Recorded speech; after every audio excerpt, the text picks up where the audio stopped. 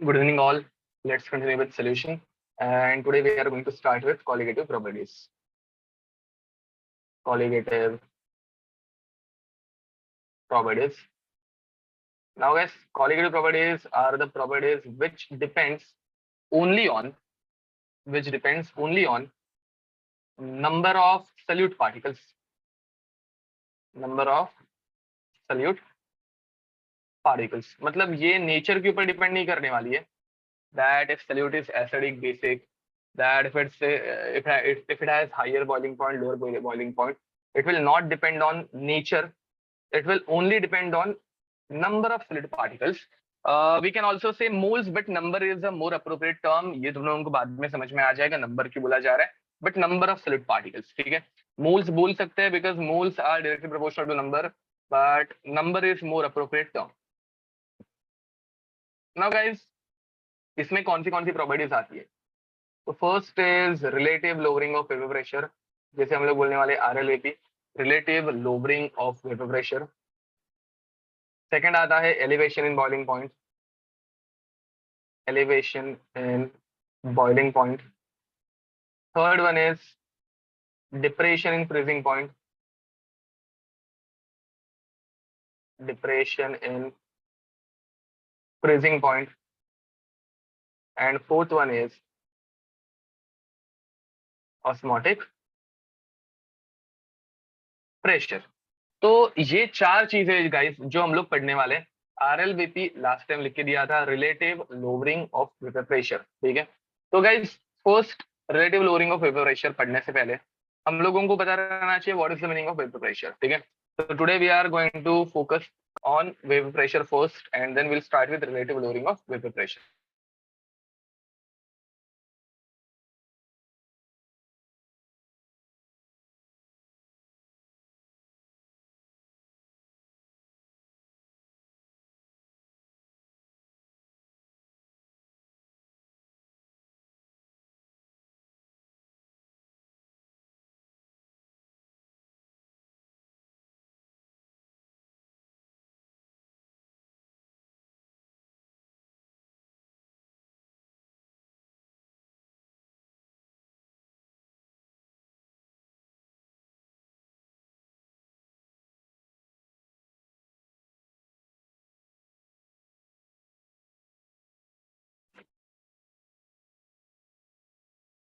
Yes guys, so let's continue. So guys, the pressure exerted by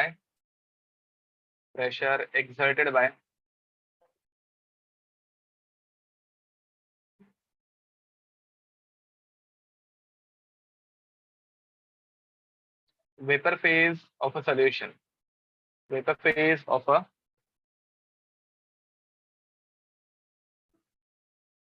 solution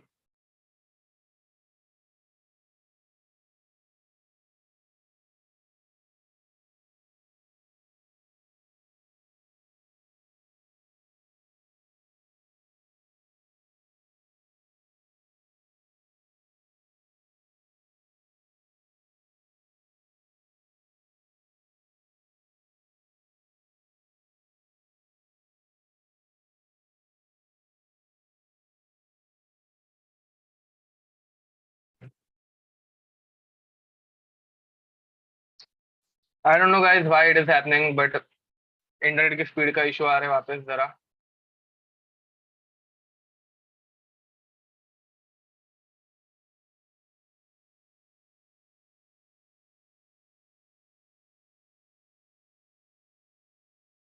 okay, now guys यहाँ पे vapour pressure कैसे हम लोग देखने वाले. याद रखो इक्विलिब्रियम है एंड इक्विलिब्रियम हमेशा क्लोज कंटेनर के अंदर अटेन होगा. तो यहाँ पे ये कंटेनर है एंड इस कंटेनर के अंदर एक लिक्विड है. ठीक है, अब गाइस वेपर्स जनरेट जो होते हैं वो इतना याद रखना हमेशा सरफेस के मॉलिक्यूल्स पे होता है. Generation of vapour occurs because of surface molecule. समझ में आ रहा है? सरफेस के मॉलिक्यूल्स जो रहते हैं वो एक एक करके ऊपर की तरफ चले जाते हैं. ठीक है, okay, so right now we are learning about vapour pressure VP, ठीक है। आरएल वीपी हम लोग बाद में पढ़ेंगे। अब गाइस एक एक करके वेपर के मॉलिक्यूल अगर ऊपर निकल गए, एक एक करके अगर वेपर के मॉलिक्यूल्स ऊपर निकल गए, तो धीरे धीरे ऊपर की तरफ वेपर्स जनरेट होना स्टार्ट होंगे। अब गाइस बिगिनिंग में there was no vapour molecule, ठीक है, बिगिनिंग में बिल्कुल वेपर मॉलिक्यूल नहीं थे। फिर बाद में धीरे धीरे जैसे जैसे वेपर मॉलिक्यूल्स ऊपर जाना स्टार्ट हो गए, तो वेपर प्रेशर जनरेट होना स्टार्ट होगा। मैं क्या बोल रहा हूँ समझ में आ रहा है guys? In the beginning zero vapour molecules were there, but with time few vapors start accumulated above surface। तो धीरे धीरे कुछ वेपर के मॉलिक्यूल्स आना स्टार्ट हो गए। इस बिगिनिंग में जीरो मॉलिक्यूल्स वर देयर ना, तो बिगिनिंग में बहुत सारे मॉलिक्यूल्स बहुत फास्ट आना स्टार्ट हो जाते हैं। समझ में आ रहा है? In the beginning rate of vaporization is very high, rate of vaporization is very high. Are you getting it what I'm saying? But as time passes, rate of vaporization will increase or will decrease. Now guys देखो, पहले ऊपर की तरफ बहुत सारी space थी, अब बहुत सारी स्पेस थी ऊपर, तो वेपर मॉलिक्यूल बहुत जल्दी बनना स्टार्ट हो गए। But now guys very few space is left above, तो rate of vaporization with time decreases, अब कम मॉलिक्यूल ऊपर जाएंगे। Are you getting it? अब आराम आराम से जाएंगे। And guys at the same time अब ऊपर की तरफ भी तो मॉलिक्यूल है, so vapor molecule will start condensing back, vapor molecule will start condensing back in the solution. मैं क्या बोल रहा हूँ समझ में आ रहा है? ठीक है, तो गाइज वेपराइजेशन का रेट कम होगा, थोड़ा थोड़ा थोड़ा सा एकदम, वो वेपराइजेशन का रेट क्या होगा, थोड़ा सा कम होगा। एंड बट उसी साथ साथ रेट ऑफ कंडेंसेशन जो है वो भी स्टार्ट होगा बढ़ना, ठीक है। अब गाइज एक पॉइंट ऐसे आएगा, एक पॉइंट ऐसे आएगा जब, सॉरी गाइज एक छोटी सी मैंने मिस्टेक कर दी, रेट ऑफ वेपराइजेशन कम नहीं होने वाला है, बिकॉज सरफेस उतना ही है। सॉरी, मैंने क्या बोला था कि रेट ऑफ वेपराइजेशन है, फिर वेपराइजेशन कौन से मॉलिक्यूल्स की वजह से होता है, तो वेपराइजेशन होता है सरफेस के मॉलिक्यूल्स की वजह से।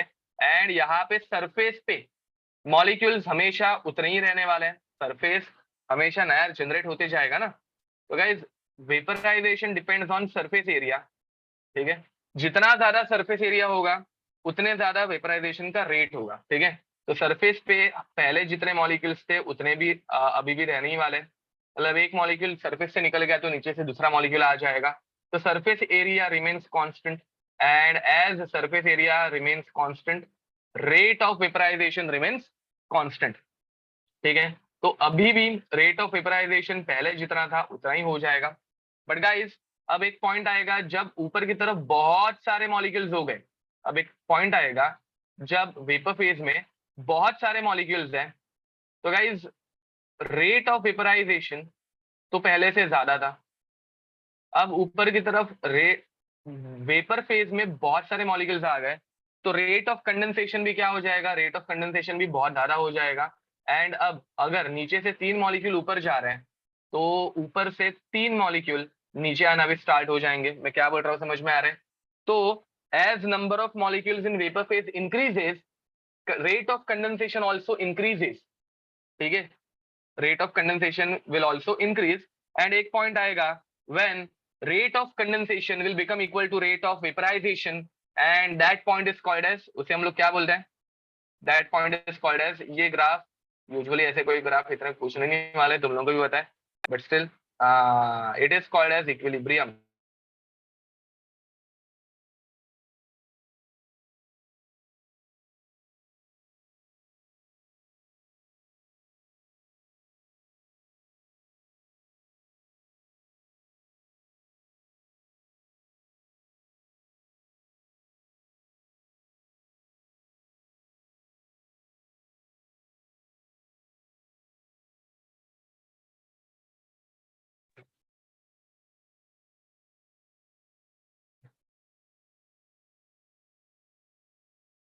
Sorry guys, now rate of vaporization will remain constant। are you getting it?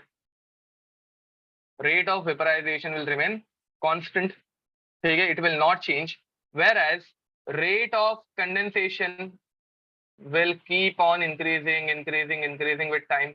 Rate of condensation जो है जैसे जैसे ऊपर की तरफ वेपर मॉलिक्यूल्स बढ़ते जाएंगे तो रेट ऑफ कंडेंसेशन बढ़ते जाएगा and at one point they both will become equal. At one point they both will become equal. Are you getting it? देखो ये जो है वो था rate of vaporization and this one is rate of condensation. So in the beginning, no vapor molecule was there, so that condensation will start. ठीक है, beginning में vapor molecules थे ही नहीं condensation start करने के लिए, and धीरे धीरे होते क्या गया, वेपर मॉलिक्यूल्स बढ़ते गए, वेपर मॉलिक्यूल्स बढ़ते जाने की वजह से रेट ऑफ कंडेंसेशन जो है वो बढ़ते गया, तो rate of vaporization remains constant.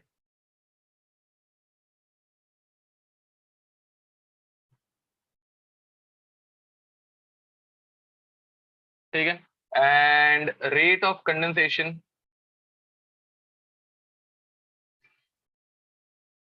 increases with time।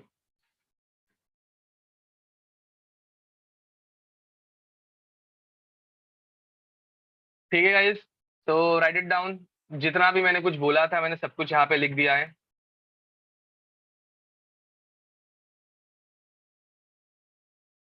Okay, diagram draw करनी है कि नहीं that is totally up to you, because exam में तुम लोगों को ये डायग्राम बनाने बोलने वाला है नहीं, तुम लोगों को सिर्फ ये पता रहना चाहिए।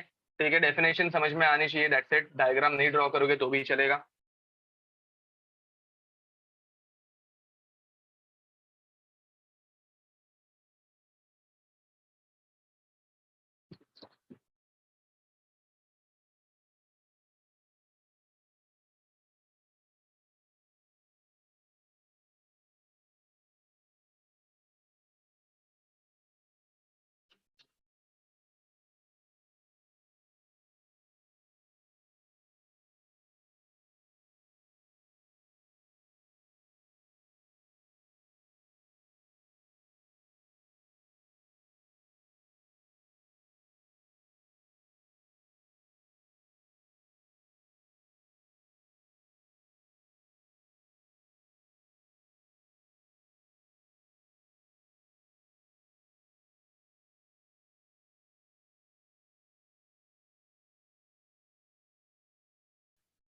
यस, सो गाइस डायग्राम बना के होगी, शुड वी मूव अहेड?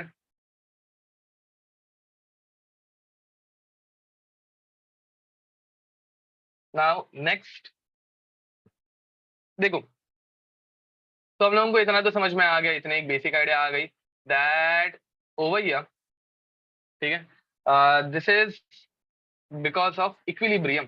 ठीक है, एंड इक्विलिब्रियम की अगर मुझे रिएक्शन लिखनी है, लेट्स अज्यूम तो जो हम लोगों ने लिक्विड लिया था वो वाटर था।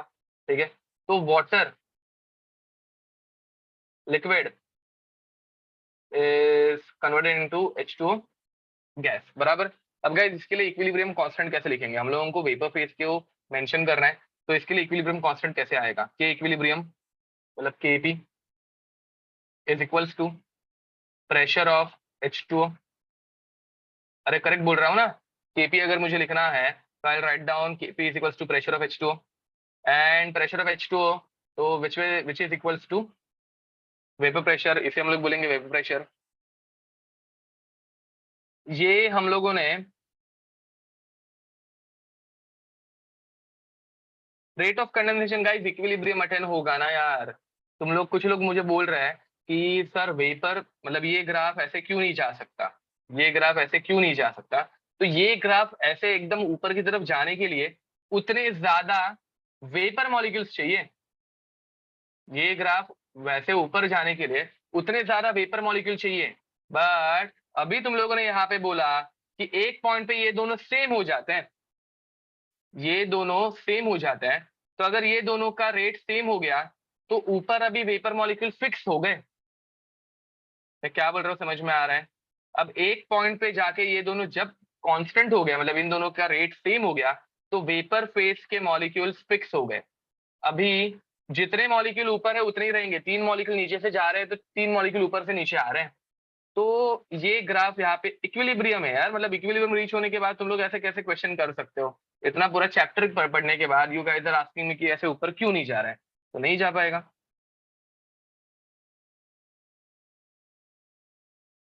ओके, प्रेशर ऑफ लिक्विड हम लोग 1 लेते हैं, नहीं नहीं नहीं, प्रेशर ऑफ लिक्विड हम लोग 1 नहीं लेते। लिक्विड प्रेशर जनरेट ही नहीं करता। प्रेशर तो गैस का होता है। हाँ ये हो गया है भाई, ये हम लोगों ने किया था। तो guys Kp is equals to pressure of H2O and that is nothing but vapour pressure. ठीक है। अब पहली बात ये बताना क्यों था मुझे, तो मुझे बताओ vapour pressure, can we write down that vapour pressure is a constant. Kp is equals to vapour pressure, मतलब वेपर प्रेशर कांस्टेंट हो गया। अब ये बहुत इंपॉर्टेंट है, क्यों इंपॉर्टेंट है वो देख लो। तो गाइस पहली बात मुझे बताओ, प्रेशर चेंज करने से Kp चेंज होता है क्या? प्रेशर चेंज करने से इक्विलिब्रियम कांस्टेंट चेंज होता है क्या? देखते हैं किन किन लोगों को याद है। तो वो चेंज नहीं होता। ठीक है। तो guys vapour pressure is independent of pressure. Pressure change करो वेपर प्रेशर चेंज नहीं होगा, इंडिपेंडेंट ऑफ प्रेशर। याद रखना, इक्विलिब्रियम कांस्टेंट को सिर्फ एक ही चीज चेंज कर सकती है। हाँ वो कैसे मैं तुम लोगों को बताऊंगा, डोंट वरी। बट पहली बात याद रखो, इक्विलिब्रियम कांस्टेंट को सिर्फ एक ही चीज चेंज कर सकती है, and which is temperature. Very nice. तो ये पहले तुम लोगों को कंसेप्चुअली नहीं, मैथमेटिकली मैंने लिख के दे दिया है। एंड तुम लोगों को एक जमाने में बताया था इक्विलिब्रियम कांस्टेंट को सिर्फ एक ही चीज चेंज करती है, विच इज टेम्परेचर। तो टेम्परेचर चेंज करेंगे केपी चेंज होगा, केपी चेंज होगा वीपी चेंज होगा। प्रेशर चेंज करेंगे केपी चेंज नहीं होगा, केपी चेंज नहीं होगा तो वीपी भी चेंज नहीं होगा। अब गाइस मुझे बताओ फिर वेपर प्रेशर इसे वॉल्यूम चेंज कर सकता है क्या?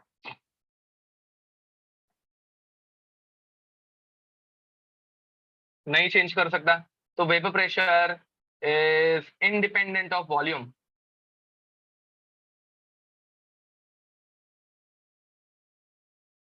ठीक है। And lastly vapour pressure changes with, किसके साथ चेंज होगा? Vapour pressure changes with temperature. Very nice. ठीक है। और एक चीज रह गई actually. Vapour pressure is independent of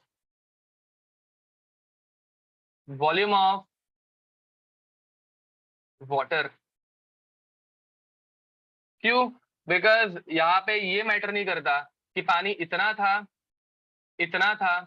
या इतना था।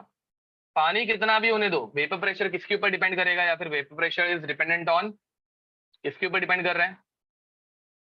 वेपर प्रेशर डिपेंड करता है टेम्परेचर के ऊपर सिर्फ। वेरी नाइस, करेक्ट बोल रहे हो। It depends on temperature only. वो टेम्परेचर के ऊपर डिपेंड करने वाला है सिर्फ। तो गाइस अभी मैं तुम लोगों को ये पूछने वाला हूँ क्वेश्चंस, मुझे इसके आंसर बताना। अरे वॉल्यूम ऑफ वाटर ना। अच्छा हाँ, रुको रुको रुको, मैंने ये वॉल्यूम ऑफ वाटर वॉल्यूम लिख के कंफ्यूज कर दिया। Is independent of volume of, ये पहले वाला लिखो वॉल्यूम ऑफ कंटेनर। सिर्फ वॉल्यूम मतलब कंटेनर का वॉल्यूम रहता है वो एक्चुअली। एंड यहाँ पे वॉल्यूम ऑफ वाटर। तो ये दो वॉल्यूम अलग अलग मुझे बोलने थे एक्चुअली, बट मेंशन नहीं किया मैंने पहले वाले में, सॉरी। ओके गाइस, तो अब मुझे कुछ क्वेश्चन के आंसर बताओ, एंड इसका रीजन अगर तुम लोग एक्सप्लेन कर पाए तो और अच्छी बात है। Very nice. तो देखो मैंने क्या किया, मैंने एक कंटेनर लिया, कंटेनर के अंदर मैंने एक लिक्विड लिया, एंड लिक्विड ने कुछ वेपर्स जनरेट किए, लिक्विड ने कुछ वेपर्स जनरेट किए। ठीक है। Let's assume vapour pressure was vapour pressure was 50 mmHg। ठीक है। एंड वॉल्यूम था 10 लीटर। किसका वॉल्यूम? कंटेनर का वॉल्यूम। अब गाइस कंटेनर का वॉल्यूम मैंने 20 लीटर कर दिया। मुझे बताओ वॉल्यूम डबल किया प्रेशर, वॉल्यूम डबल किया प्रेशर, वेपर प्रेशर क्या होगा? ओके वेरी नाइस, बहुत जल्दी सीख गए तुम लोग। तो मुझे लगा बॉयल्स लॉ कुछ लोग अप्लाई करेंगे, कुछ लोगों ने चेंज ये किया, अप्लाई किया बॉयल्स लॉ।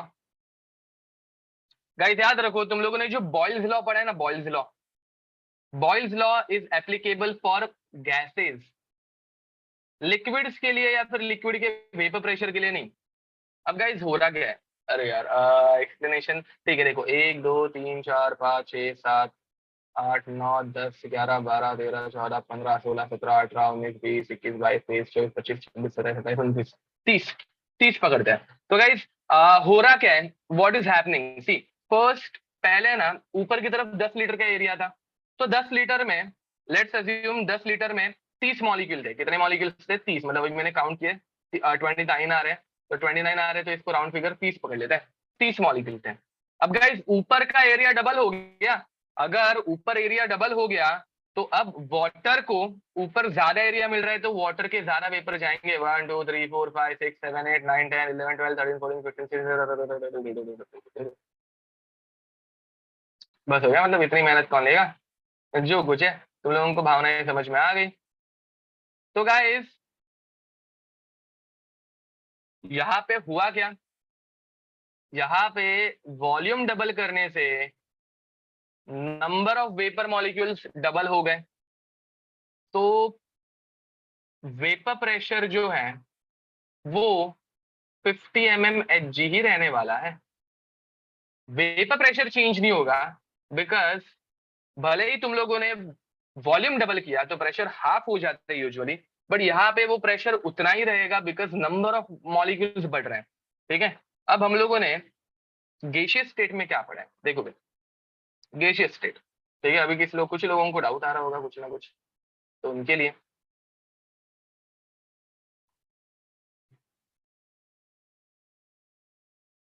ना वही अब in a container 1 2 3 4 5 4 5 6 7 8 9 10 11 12 13 14 15 15 molecules were there। ठीक है, तो इस इन गैस मॉलिक्यूल्स का प्रेशर लेट्स अज्यूम था 720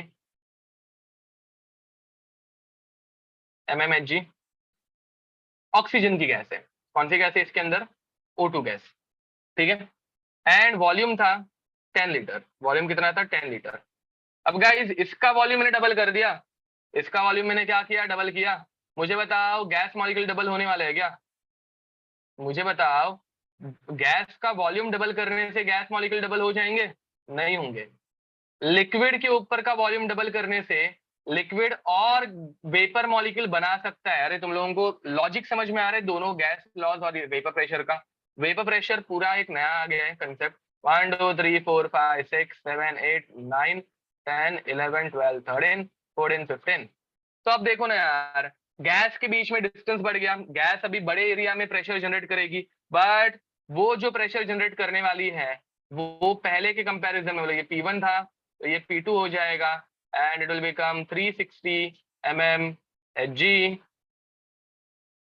फॉर 20 लीटर सोल्यूशन। गाइस तुम लोगों को क्वेश्चन समझा,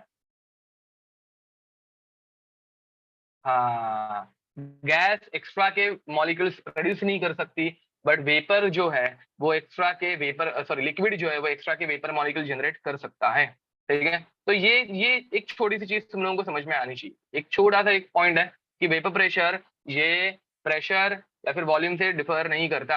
अब गाइस ये किससे चेंज होगा फिर, on which parameter it will depend, तो it will depend on temperature. अब समझो मैंने यहाँ पे नीचे एक बर्नर लगा दिया होता, आग लगा दी। अब यार नीचे अगर टेम्परेचर इंक्रीज करना स्टार्ट कर दूं तो ऑब्वियस है वेपर ज्यादा प्रोड्यूस होंगे ना गाइस। अगर टेम्परेचर बढ़ा दूं तो इवेपोरेशन होना स्टार्ट हो जाएगा, वेपर ज्यादा होंगे और वेपर प्रेशर बढ़ते जाएगा। वो हम लोग बाद में चाहिए तो लिख देंगे, बट ये कॉमन सेंस की बात है, वो तुम लोगों को पता है। ये वाला पॉइंट समझ में आ गया, वॉल्यूम प्रेशर इनके ऊपर वेपर प्रेशर डिपेंड नहीं करेगा। ठीक है, अब मुझे क्वेश्चन लेना है, क्वेश्चन दू।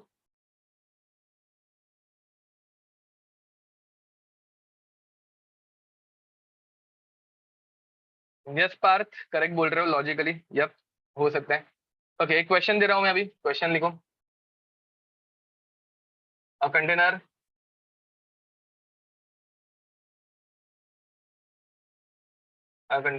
contains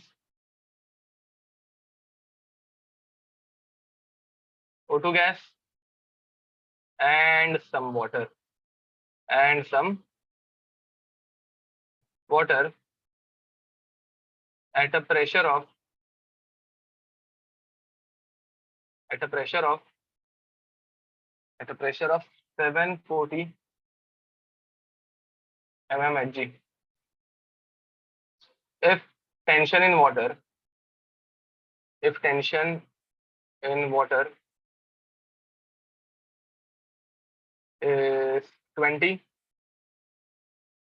mmHg, यहाँ पे प्लीज लिख देना टेंशन इन वाटर मतलब वेपर प्रेशर ऑफ वाटर रहता है, वेपर प्रेशर ऑफ वाटर। ये वर्ड मुझे तुम लोगों को सिर्फ बताना था तो मैंने क्वेश्चन में ऐड कर दिया, ठीक है। And volume of container is doubled, volume of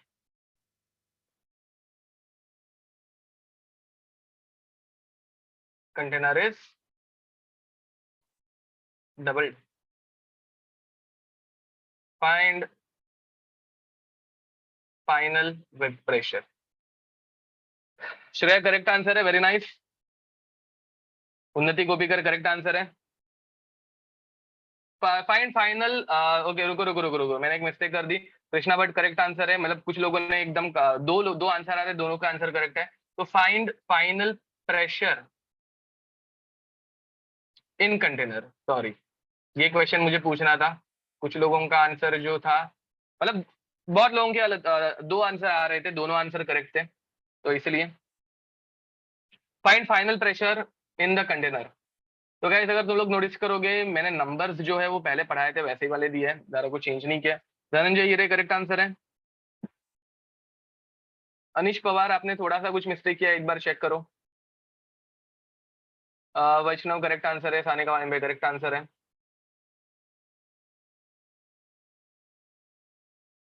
Dhananjay हीरे करेक्ट आंसर है, दिया अग्रवाल करेक्ट आंसर है। आर्य आपने भी थोड़ी सी एक छोटी सी मिस्टेक की है, जरा चेक करो वापस। नील नाइक करेक्ट आंसर है। दिशा करेक्ट आंसर है। यार सबका आंसर वैसे ही कुछ ये हो रहा है थोड़े से के लिए। ओके, अद्वैत आपने भी एक छोटी सी मिस्टेक की है। सिद्धार्थ आपने भी एक छोटी सी मिस्टेक की है। यस श्रेया ठक्कर आपका आंसर करेक्ट है। ओके, महेश आपने भी एक छोटी सी मिस्टेक, अर्णव आपने भी। ये कैलकुलेशन में दोनों लोगों की ये फालतू मिस्टेक कैसे हो रही है, मैंने कुछ नंबर गलत दिए क्या? नहीं, क्या कर रहे हो क्या पता। ओके, 10 से सबका आंसर गलत आ रहा है, क्यों आ रहा है मुझे नहीं समझ में आ रहा है। रश्मि आपका भी 10 से आंसर बढ़ गया है। ओके, कुछ लोगों का 10 से आंसर कम आ रहा है, कुछ लोगों का 10 से आंसर बढ़ रहा है, क्यों वो मुझे समझ में नहीं आ रहा है। ओह नहीं, तो तुम लोग सबके आंसर रॉन्ग है। ओके, हाँ, नहीं नहीं नहीं, वही वही नहीं, मुझे समझा तुम लोगों ने क्या किया है। हाँ, करेक्ट। जिन लोगों का आंसर 370 आ रहा है, तुम लोग 370 आंसर कर खास के निकाल रहे हो, तो तुम लोग 740 को डायरेक्ट 2 से डिवाइड कर रहे हो। एंड जिन लोगों का आंसर 390 आ रहा है, तुम लोग 740 को डिवाइड करके 20 ऐड कर रहे हो। सबके आंसर रॉन्ग है, सबके आंसर रॉन्ग है। धनंजय नेर करेक्ट आंसर है। ईशा कोठारी करेक्ट आंसर है।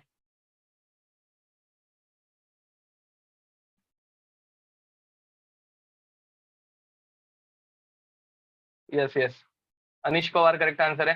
तो guys correct answer is 380, correct answer is 380। अब 380 कैसे वो देखो, तुम लोगों को क्वेश्चन आई गेस अच्छे से समझा नहीं, या फिर क्या पता क्या हुआ।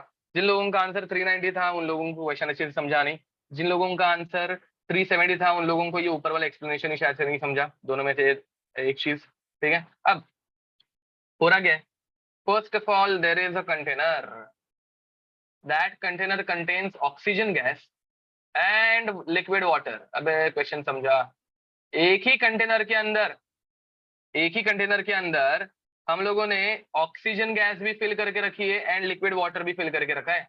ऑक्सीजन गैस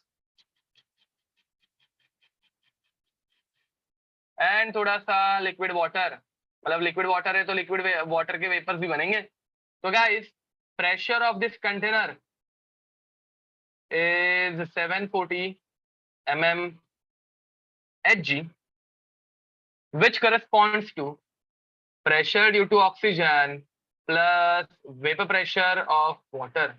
अरे are you getting it?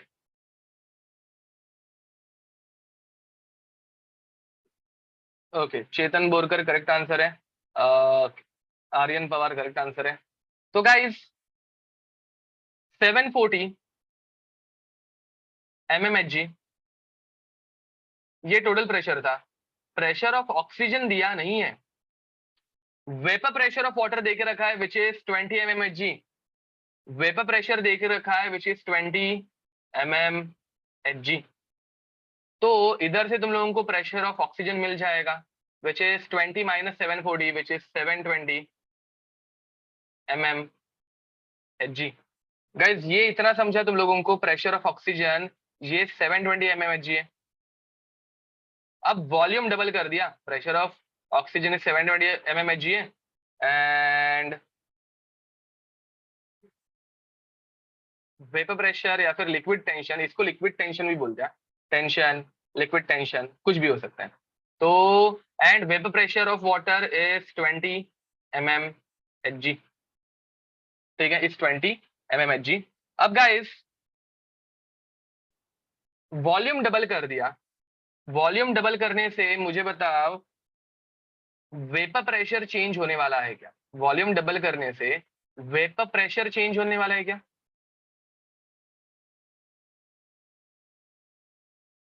Volume double करने से वेपर प्रेशर चेंज होने वाला नहीं है। अरे कुछ समझ आ रहा है?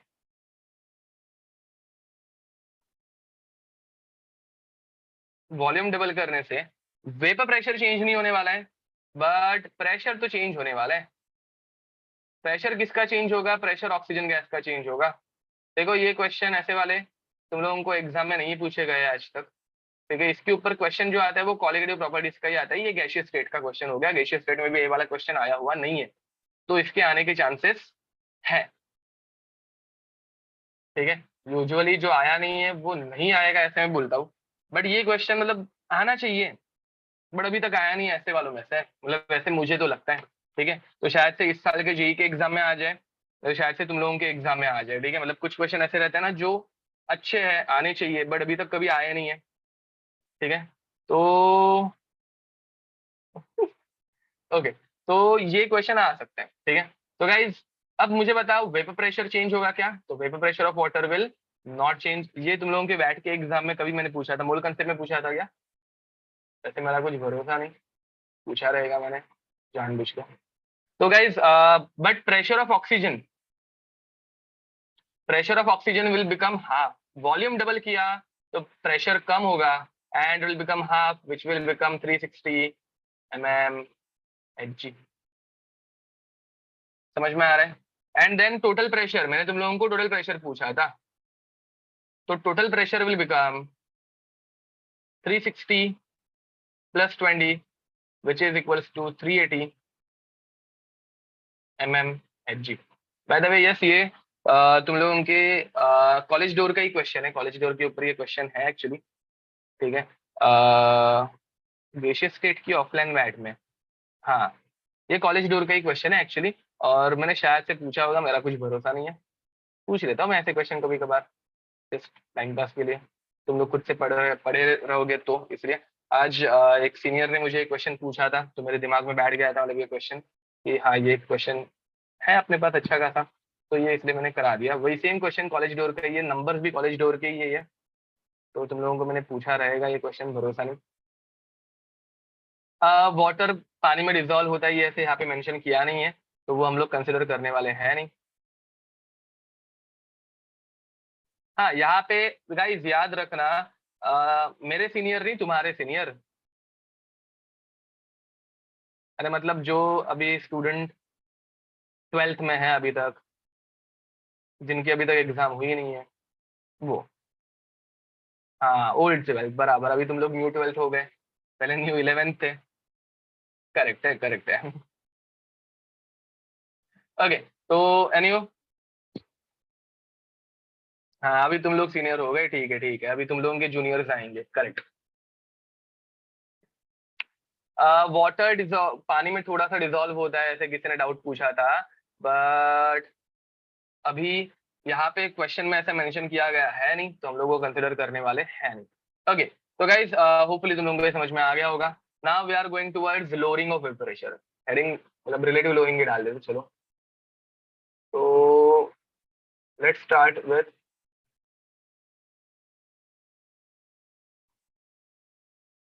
Relative lowering of vapour pressure, ठीक है। तो गाइस यहाँ पे वेपर प्रेशर जो है वो कम होने वाला है, ठीक है। First we are going to learn about lowering of vapour pressure,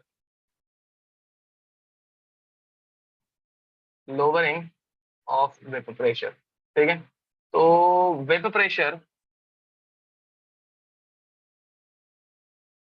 of a solvent decreases due to addition of solute, and it is a non-volatile solute, लिखो, due to addition of a non-volatile solute, and it is called as lowering of vapor pressure. ठीक है, lowering of vapor pressure, इसे हम लोग बोलेंगे अभी LVP। क्या बोलेंगे इसे हम लोग? LVP। And relative lowering of vapour pressure को हम लोग बोलेंगे RLVP। ठीक है। तो गाइस पहले एकदम अच्छे से देख लो क्या पढ़ा रहा हूँ, ठीक है, मतलब मेरे साथ लिखते भी हुए रहना, बट समझ के ना अभी इट इज क्वाइट इजी, ऐसे कुछ इसमें रॉकेट साइंस है नहीं। तो चलो देखते हैं।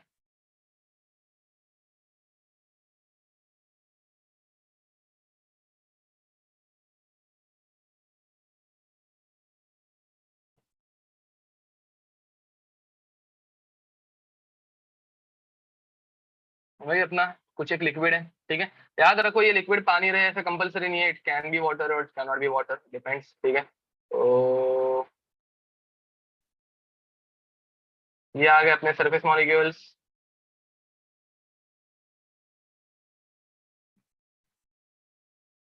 ओके, एंड गाइस अब जब पूरा सरफेस, हाँ अल्कोहल भी हो सकता है, करेक्ट बोल रहे हो, दिस कैन बी अल्कोहल। तो गाइस यहाँ पे जब whole surface was covered with some liquid particles, ठीक है, तो वेपर प्रेशर जो है वो मैक्सिमम डेवलप होगा, क्योंकि पूरा सरफेस एरिया जो है, now that whole surface area is available for vaporisation. ठीक है, तो लेट्स अज्यूम उस टाइम पे 1 2 3 4 5 6 7 8 9 10 वेपर के मॉलिक्यूल थे, जस्ट एक एग्जाम्पल। अब गाइस इसे हम लोग बोलेंगे P not, initial vapour pressure. समझ में आ रहा है तुम लोगों को? P not. हाँ, तो alcohol is volatile, solvent volatile रहेगा तो चलेगा, मैंने नॉन वोलेटाइल सॉल्यूट लिखा है। अब गाइस इसके अंदर मैंने नमक ऐड कर दिया, इसके अंदर मैंने क्या ऐड किया? NaCl, नमक नहीं, नमक नहीं, यूरिया, चलो यूरिया या फिर ग्लूकोज ऐड कर दिया। अब गाइस मुझे बताओ, यूरिया, ग्लूकोज, ये सारी चीजें जो है वो वेपराइज होती है क्या? मतलब वो वोलेटाइल है या नॉन वोलेटाइल है? तुम लोगों को नॉन वोलेटाइल सॉल्यूट ऐड करना है, तो मुझे बताओ यूरिया, ग्लूकोज, ये कभी वोलेटाइल है क्या? ये कभी अचानक से गैस में निकल जाते हैं क्या? नहीं जाते, वेरी नाइस। तो इसके अंदर मैंने कुछ सॉल्यूट ऐड किया, and that solute is non volatile, वो कभी वेपराइज नहीं होने वाले, that solute is non volatile and it will not undergo vaporisation, it will not undergo vaporisation. तो देखो,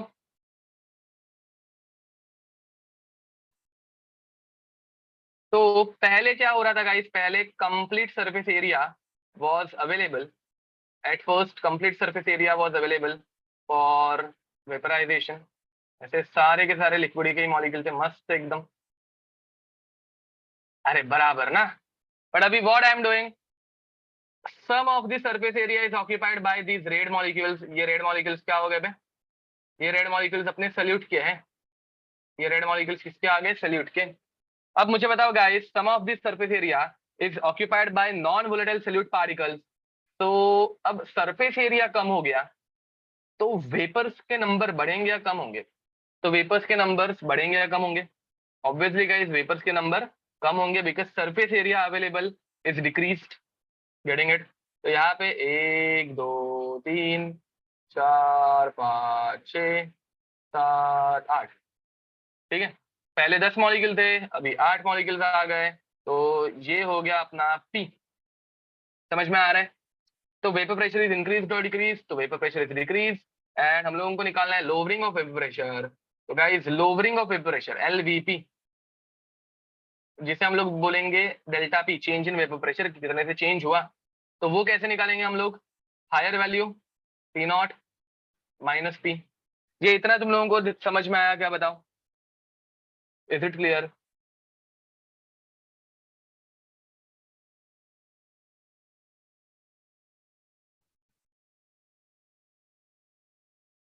ओके, तो गाइस देखो, अगेन हो रहा क्या है, initially complete surface area was available for liquid molecules, बराबर, टू फॉर्म वेपर्स। पहले पूरा का पूरा सरफेस एरिया ये लिक्विड मॉलिक्यूल्स से था ऑक्यूपाइड, तो उसकी वजह से सारे के सारे लिक्विड मॉलिक्यूल्स वेपराइज हो पा रहे थे, मतलब सारे के सारे लिक्विड मॉलिक्यूल्स जो है वो इजीली वेपर फेज में जा पा रहे थे, because complete surface area was available for vaporisation. But now see this was pure solvent, this was pure solvent, pure solvent, but now we have mixed solvent plus non-volatile solute plus non-volatile solute। अब solvent plus non volatile solute हम लोगों ने जब mix किया तो अभी complete surface area available है क्या guys? So complete surface area is not available right now, and अगर कंप्लीट सरफेस एरिया अवेलेबल नहीं है तो पहले के कंपैरिजन में सरफेस एरिया कम होने की वजह से वेपर फेज में जाने वाले मॉलिक्यूल्स का नंबर भी कम हो जाएगा, and as number of vapor molecule decreases vapor pressure also decreases। याद रखना यहाँ पे ये P not and P is vapor pressure, ठीक है, P not vapor pressure of pure solvent, vapor pressure of pure solvent, and P vapor pressure of solution, ठीक है। अब someone is asking कि वॉल्यूम कांस्टेंट होगा, तो गाइस पानी के अंदर शक्कर डालने से पानी का वॉल्यूम बढ़ता नहीं है, चेक कर लो एक बार घर पे, आज ट्राई करना, ठीक है, मतलब थोड़ा सा बढ़ेगा बिगिनिंग में बट वापस वो कम हो जाता है, ठीक है, तो एक बार चेक कर लेना।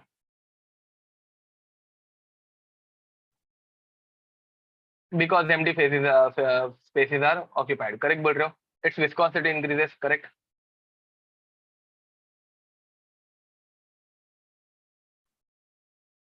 ओके, तो गाइस चलो आगे बढ़ते हैं। अब तो गाइस हम लोगों ने किया क्या, देखो अभी हम लोग देखने वाले हैं रॉल्स लॉ कि जो वेपर प्रेशर डिक्रीज होता है वो कितना डिक्रीज होता है, मतलब नया वेपर प्रेशर जो बना वो कितना बना, तो हम लोग पढ़ने वाले हैं रॉल्स लॉ।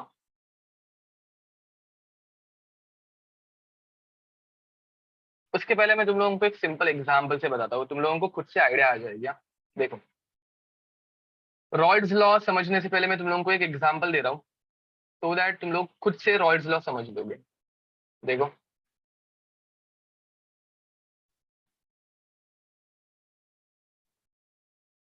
एक सोल्यूशन था जहां पे 100% वाटर था, कितना, मतलब 100% वाटर, 100% वाटर, ठीक है, इसका प्रेशर था 100 mmHg, चलो 100 नहीं लेते, 200 mmHg। ये 100% जो है ना वो बाय मोल है, 100% वाटर बाय मोल, ठीक है, मतलब 100% वाटर के ही मोल से। बट गाइस बाद में हम लोगों ने ना सोल्यूशन के अंदर मिलावट करना स्टार्ट किया। अब मिलावट किस बात की हुई, मिलावट में now solution is mixed with 20% glucose या फिर 20% यूरिया, 20% यूरिया प्लस 80% वाटर है। अब गाइस मुझे बताओ, हाँ 100% वाटर मतलब प्योर वाटर, बट अब हाँ इसको पी नॉट बोल देते चलो। अब गाइस मैंने 20% यूरिया ऐड किया बाय मोल, याद रखो this is according two moles, ठीक है, तो 20% यूरिया अगर मैंने ऐड किया तो सिर्फ 80% वाटर बचा। Now what is the new vapour pressure, what is the new vapour pressure, चलो बताओ, देखते किसका दिमाग काम करता है। करेक्ट बोल रहे हो महेश? गाइस ये पी नॉट ना, प्योर सॉल्वेंट को हम लोग पी नॉट यूज करते हैं, मिक्सचर को सोल्यूशन को हम लोग पी यूज करते हैं, तो गाइस नया वेपर प्रेशर क्या होगा? करेक्ट बोल रहे हो पार्थ, सिद्धेश करेक्ट बोल रहे हो, रश्मि करेक्ट आंसर है, प्रिया करेक्ट आंसर है, धनंजय करेक्ट है। तो गाइस नया वेपर प्रेशर जो होगा वो देख 100% के लिए अगर 200 था तो 80% के लिए हो जाएगा 160 mmHg। मैंने पहले 100 लेने का सोचा था बट 100 लेता तो यार 100 के लिए 100, तो 80 के लिए 80, कोई भी आंसर देता, इसलिए मैंने 200 रखा, नथिंग एल्स। समझ में आ रहा है मैं क्या बोल रहा हूँ? अगर मैंने और ज्यादा यूरिया ऐड किया, और ज्यादा यूरिया ऐड किया मतलब 40% urea plus 60% water by mole, याद रखना कैलकुलेशन जो हो रहे हैं वो बाय मोल हो रहे हैं। तो गाइस अब वेपर प्रेशर नया क्या होगा? अब नया वेपर प्रेशर होगा 120 mm ऑफ Hg। अभी ये सबको समझ में आ रहा है? पक्का ये सबको समझ में आ रहा है? मतलब अगर मैं इधर से इधर डेल्टा पी पूछूं तो what is the delta P, what is value of delta P, what is the value of delta P? 40।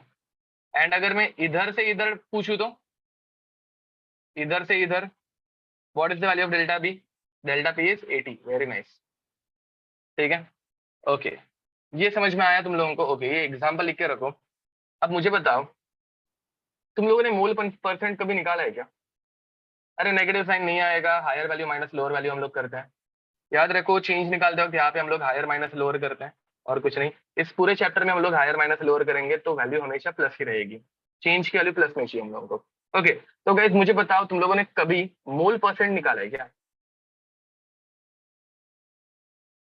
निकाला है कभी मोल परसेंट? नहीं निकाला। हम लोग मोल परसेंट नहीं निकालते, हम लोग क्या निकालते हैं?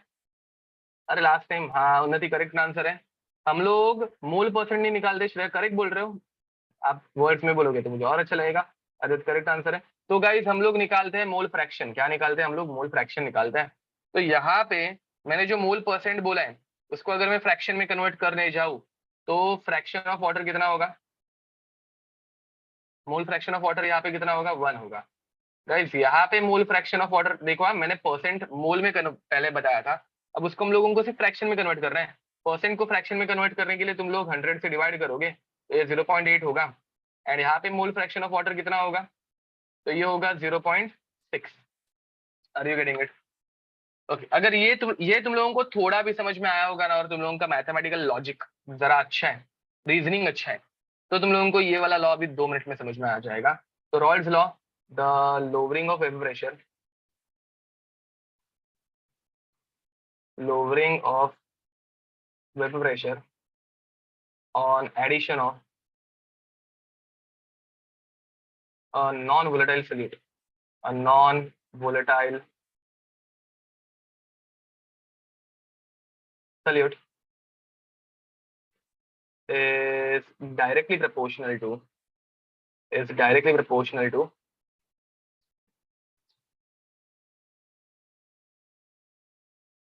the mole fraction of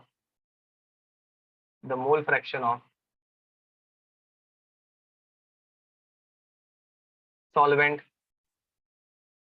ठीक है। अब गाइज ये पहला एक ऐसे टाइप में एक लॉ रहता है, या फिर और in some books it is given like this direct law, और दूसरा लॉ, ठीक है। और the lowering of vapour pressure, the lowering of vapor pressure is given by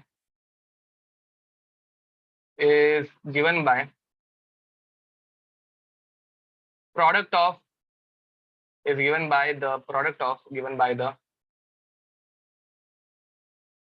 product of vapor pressure of pure solvent,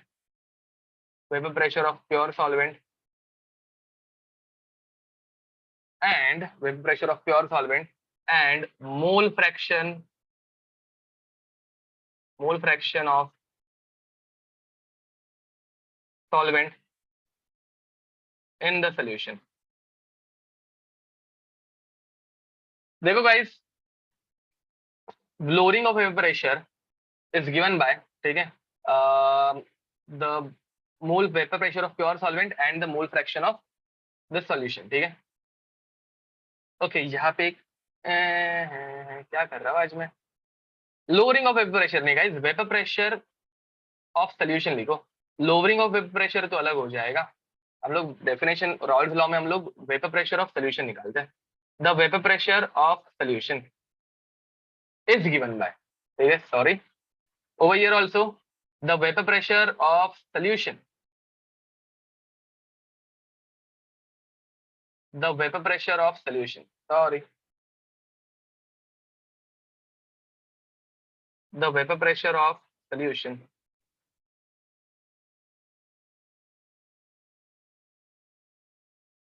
yes Parth. अब देखो guys, vapour pressure of solution, ये देखो, ये हम लोगों ने एक सोल्यूशन बनाया, ठीक है। अब इसका वेपर प्रेशर अगर मुझे निकालना है तो मैं कैसे निकालूंगा? तो vapour pressure of this solution is vapour pressure of pure solvent, vapour pressure of pure solvent multiplied by this mole fraction. देखो 200 इंटू 0.8 करके देखो, यू विल गेट 160, या फिर 200 इंटू 0.6 करके देखो, यू विल गेट 120। समझ में आ रहा है? तो रॉयड्स लॉ अगर हम लोग स्टेट करने गए तो P vapour pressure of solution, याद रखना P is vapour pressure of solution, ठीक है, is directly proportional to mole fraction of solvent. और सॉल्वेंट को हम लोग दिखाते हैं ए से, सॉल्वेंट को हम लोग दिखाने वाले ए से, आर यू गेटिंग इट? ठीक है। अब ये प्रोपोर्शनलिटी को हम लोग निकालते हैं, एंड प्रोपोर्शनलिटी को निकालने के लिए अपने को एक कांस्टेंट लगता है। प्रोपोर्शनलिटी को हम लोग निकालेंगे एंड प्रोपोर्शनलिटी को निकालने के लिए हम लोग एक कांस्टेंट रखते हैं। तो प्रोपोर्शनलिटी को कांस्टेंट लगाने के लिए हम लोग यूज करेंगे अभी के लिए के एक्स से। अब गाइज मुझे ये के की वैल्यू निकालनी है। अब के की वैल्यू मैं कैसे निकालू गाइज? मुझे एक पॉइंट पे के की वैल्यू पता है, मुझे ना एक पॉइंट पे के की वैल्यू पता है। कब पता है?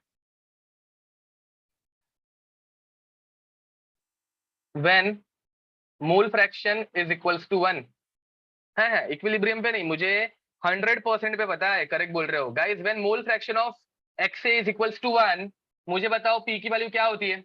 When mole fraction is 1, when mole fraction is 1, P is equals to P naught, P is equals to P naught। मैं क्या बोल रहा हूँ समझ में आ रहा है? When mole fraction is 1, then we can say P is equals to K into 1, which will become P naught, and इधर से we can derive that K is equals to P naught। From over here we can derive that K is equals to P naught, therefore K is equals to P naught, and from this we can say that P is equals to P naught into XA, P naught into XA।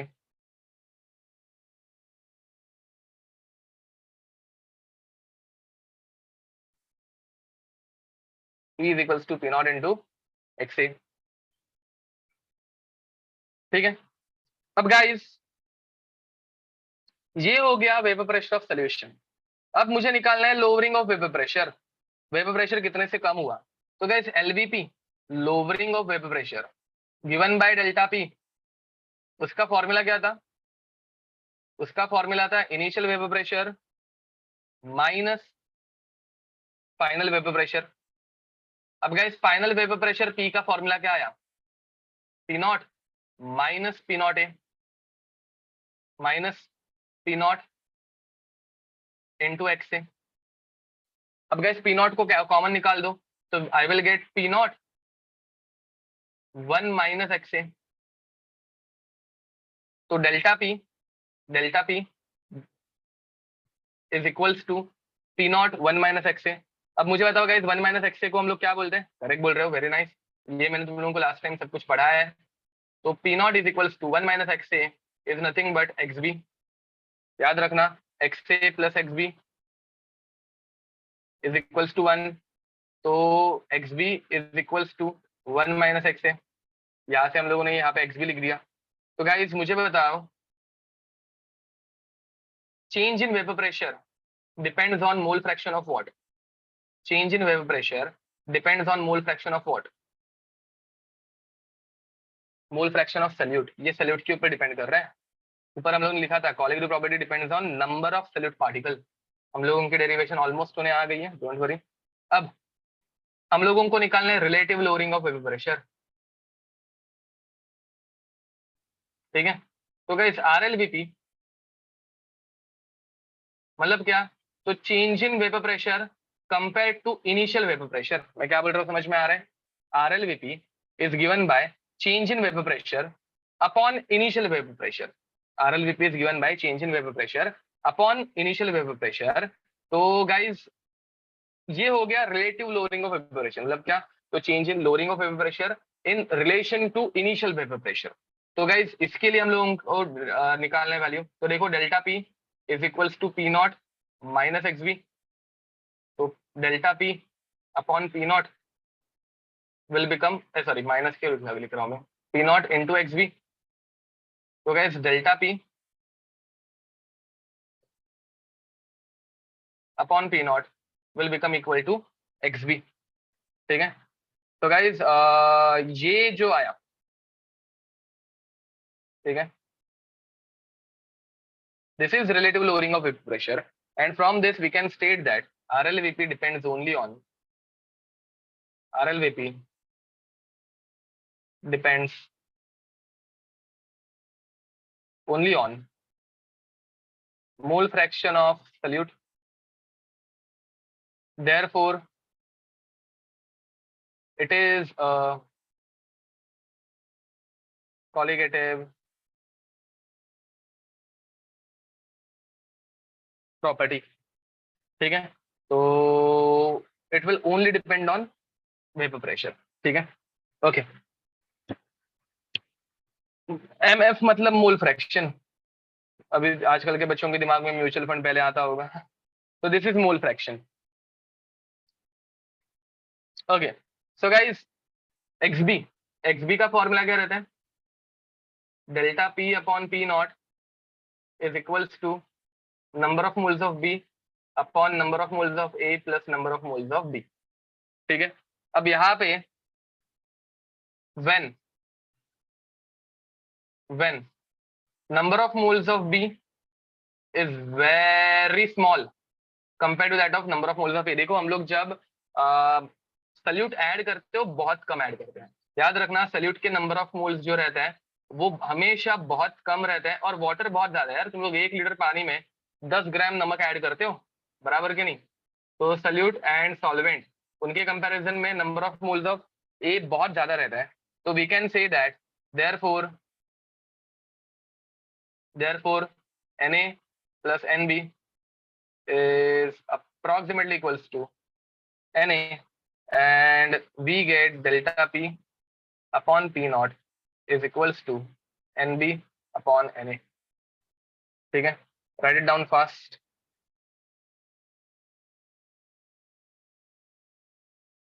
इसके लिए और एक type की derivation है जो कि हम लोग अभी नहीं करने वाले, मतलब अभी क्या, आप कभी नहीं करेंगे। ठीक है, तो Nb अपॉन Na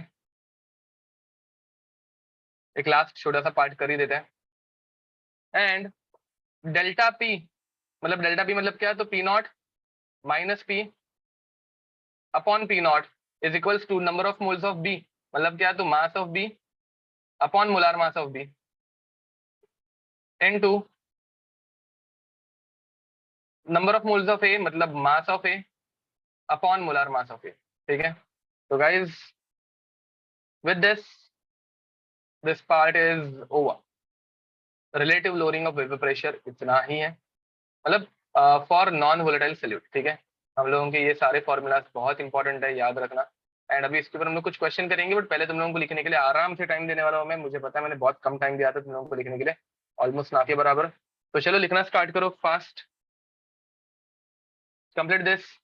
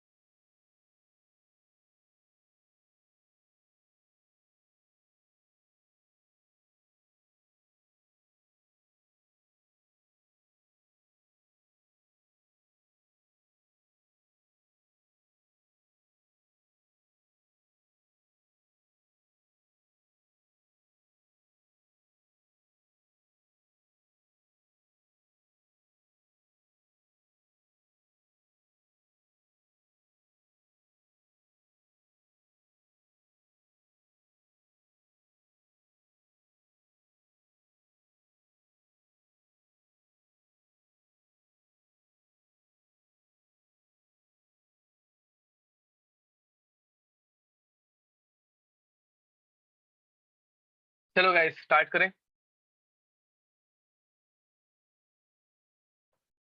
क्वेश्चन दो।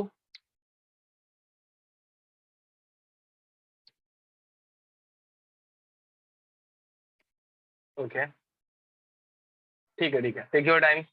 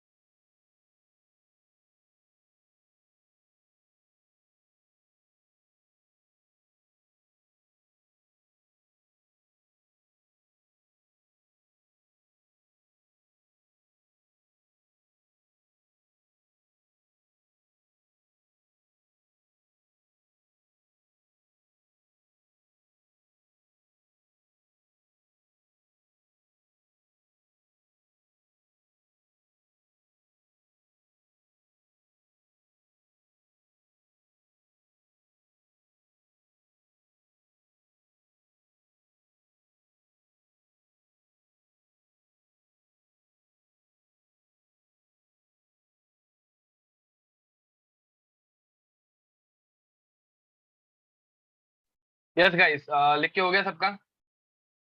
शायद से अब तक तो हो गया होगा। Let's continue.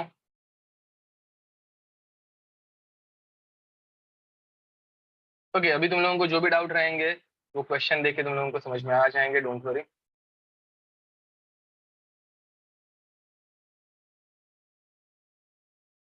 तो गाइस एक फॉर्मूला सारे के सारे पहले रिवाइज करा देता हूँ तुम लोगों को। तो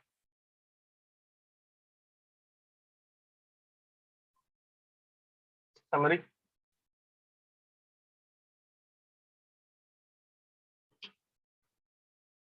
अगर तुम लोगों को वेपर प्रेशर ऑफ सोल्यूशन पूछा हो पी, ठीक है, वेपर प्रेशर ऑफ सोल्यूशन, तो वो कैसे आएगा? P naught into x. Doubt? बराबर, ये अपना बेसिक रॉयल्स लॉ था, करेक्ट। अब अगर गाइस तुम लोगों को वेपर प्रेशर ऑफ सोल्यूशन के बदले तुम लोगों को लोवरिंग ऑफ वेपर प्रेशर पूछा है, एलवीपी, ठीक है, इसे हम लोग क्या बोलते हैं? एलवीपी। अगर तुम लोगों को एलवीपी पूछा which is equals to delta P, which is equals to P naught minus P, तो ये क्या होगा? ये क्या था? चलो गाइस जल्दी बताओ। तो ये था P naught into x B. ना, ये था P naught into x B, ठीक है। एंड अगर गाइस तुम लोगों को आर एल वीपी पूछा, आर एल वीपी पूछा,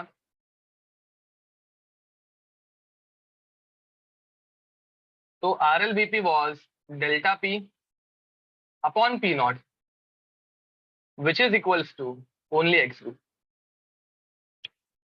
समझ में आ रहा है? देखो ये फॉर्मूलाज ऊपर हम लोगों ने किए थे, वही सेम फॉर्मूलाज नीचे हम लोग कर रहे हैं, ठीक है। अब गाइस इसका हम लोग एक ग्राफ प्लॉट करने वाले हैं। इस चैप्टर में ग्राफ बहुत इंटरेस्टिंग रहने वाले हैं। ये ऐसे यहाँ पे वाई एक्सिस दो आते हैं इस चैप्टर के अंदर, ठीक है, दो दो वाई एक्सिस के साथ हम लोग डील करते हैं, ठीक है। अब यहाँ पे हम लोग वेपर प्रेशर प्लॉट करने वाले हैं।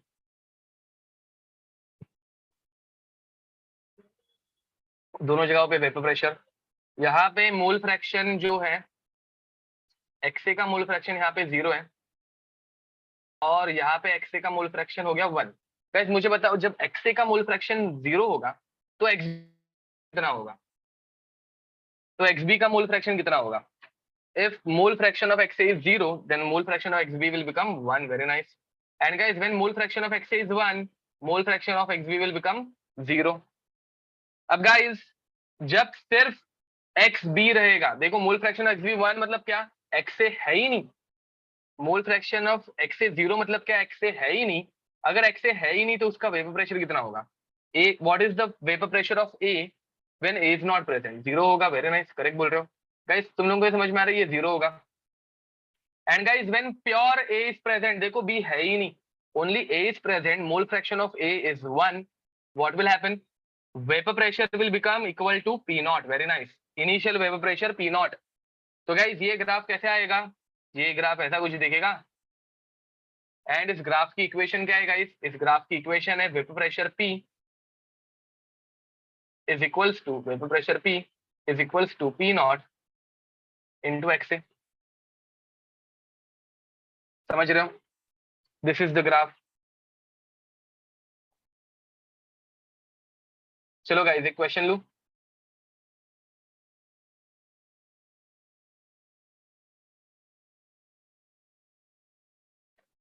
गाइस ये पूरी डेरिवेशन बहुत अच्छे से वापस एक बार रिवाइज करना, इसमें बहुत छोटी छोटी टर्म्स है, एक्स ए आता है, एक्स बी आता है, बहुत कंफ्यूजिंग हो जाता है, ठीक है। तो ये हम लोगों ने ये फर्स्ट ग्राफ प्लॉट किया है, ठीक है। ओके, तो लिखना बाकी आएगा कुछ लोगों का, राइट इट डाउन फास्ट।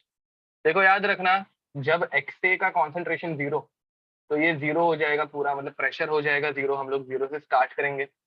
जब एक्सए का कॉन्सेंट्रेशन मतलब एक्सए की वैल्यू 1, तो गाइस 1 यहाँ पे अगर पुट करोगे तो P is equals to P naught, ये यहाँ पे पी नॉट को टच करेगा। एंड बाकी ये बीच में ऐसे ग्राफ रहने वाला है, where M is P naught, yes बोल सकते हो तुम लोग, स्लोप इज पी नॉट।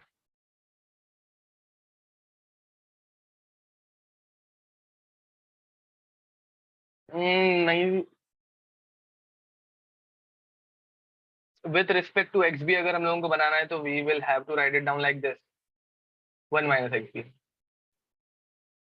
ये इक्वेशन छोड़ो अभी, ये मत सोचो, पहले से ये चैप्टर थोड़ा सा हेवी है, मुझे पता, मतलब ये वाला पार्ट हेवी है।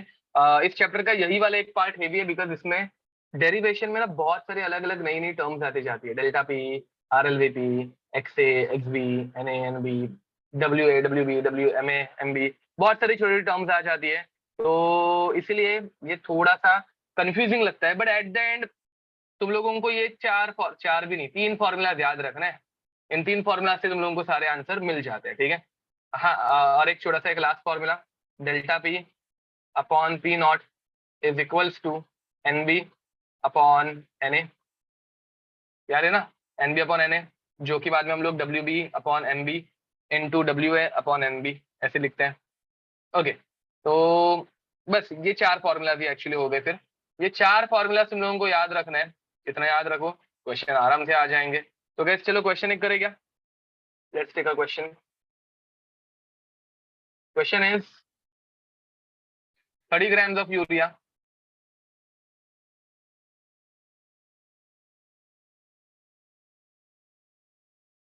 is added to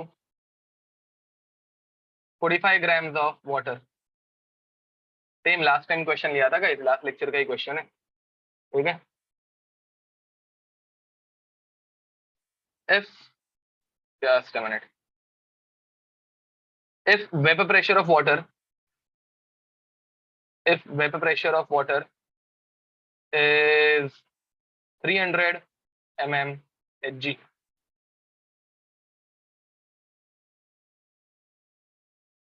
then find, अब देखो फाइंड क्या क्या कर रहा है। नंबर 1, न्यू वेपर प्रेशर, मतलब vapour pressure of solution, vapour pressure of solution mix करने के बाद कितना आएगा। Second, lowering of vapour pressure. Third, relative lowering of vapour pressure, ठीक है। तो गाइस बस इतना तुम लोगों को निकालना है, ये हम लोग आराम आराम से करने वाले हैं। Vapour pressure of solution, vapour pressure of solution मतलब तुम लोगों को निकालना है P, vapour pressure of solution मतलब तुम लोगों को निकालना है P। इसके लिए तुम लोग कौन सा फॉर्मूला यूज करोगे, P के लिए फॉर्मूला रहता है P naught A, P naught into X, ठीक है। उन्नति करेक्ट आंसर है, very nice, P naught into X. अब लोअरिंग ऑफ वेपर प्रेशर के लिए गाइस तुम लोगों को निकालना है delta P। Delta P is P naught minus P which is equals to P naught X B. कोई भी फॉर्मूला यूज करो गाइस, करेक्ट आंसर है। ये एक वैल्यू आ गई तो तुम लोगों को सारी वैल्यूज धड़ाधड़ मिलना स्टार्ट हो जाएगी। Guys P naught minus P करो या फिर ये वाला फॉर्मूला, मैं तुम लोगों को दोनों फॉर्मूला अप्लाई करके दिखाने वाला हूँ भाई। देखो RLVP delta P upon P, ये डायरेक्ट अप्लाई करो, which is equals to XV, ये अप्लाई करो, ठीक है, या फिर which is equals to NB upon NA, ये अप्लाई, कुछ भी अप्लाई कर सकते हैं एक्चुअली, ठीक है। तो गाइस चलो देखते हैं। पहली बात, तुम लोगों को मोल फ्रैक्शन निकालने आना चाहिए, बराबर ना। एंड मोल फ्रैक्शन निकालने के लिए श्रेया ठक्कर सारे आंसर करेक्ट है, ओके। नील नाइक सारे आंसर, नील नाइक लास्ट वाले में कुछ तो मिस्टेक है, चेक करो एक बार, ओके। तो गाइज चलो एक बार वापस देखते हैं मोल फ्रैक्शन कैसे। ये लास्ट वाला ही क्वेश्चन में लास्ट टाइम का ही, लास्ट लेक्चर का ही क्वेश्चन लिया है मैंने, तो तुम लोगों को थोड़ी हेल्प हो, बट फिर भी कुछ मिस्टेक्स हो रही है। तो मोल फ्रैक्शन निकालने के लिए तुम लोगों को पहले नंबर ऑफ मोल्स निकालने पड़ता है, ठीक है। Number of moles, urea is my solute, तो number of moles of B, urea क्या होगा, mass of urea upon molar mass of urea. Mass of urea is 30, molar mass of urea is 60, answer आएगा 1/2 mole. Number of moles of A, guys number of moles of A कितने हो जाएंगे, number of moles of A is mass of A, मतलब water, solvent water रहता है याद रखना, upon molar mass of ए। तो सॉल्वेंट का मास दिया है तुम लोगों को 45, मोलर मास आता है इसका 18, तो 9 5 जा 9 2 जा, तो आंसर आएगा 5/2। Are you getting it correct guys. अब हाँ बाय द वे ये पी नॉट है, सॉरी ये पी नॉट है। अब गाइस हम लोगों को करना क्या है, अब इसके बाद हम लोगों को निकालना है मोल फ्रैक्शन। तो मोल फ्रैक्शन ऑफ बी निकाल दो, मोल फ्रैक्शन ऑफ बी कितना आएगा, NB upon Na plus NB।